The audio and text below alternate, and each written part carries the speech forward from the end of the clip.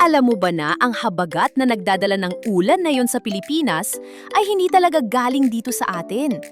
Galing ito sa pinakamataas na talampas sa mundo, ang Tibetan Plateau at Himalayas. Tuwing summer, uminit ng husto ang higanteng Tibetan Plateau.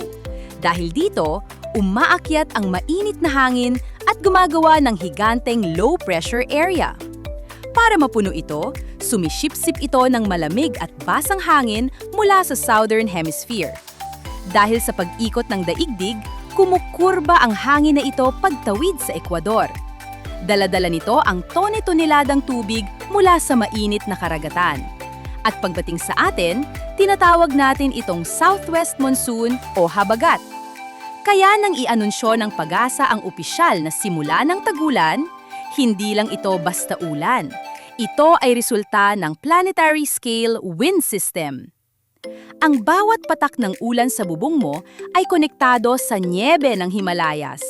Ikaw, naniniwala ka ba na ang maliliit na bagay ay may malaking koneksyon sa mundo?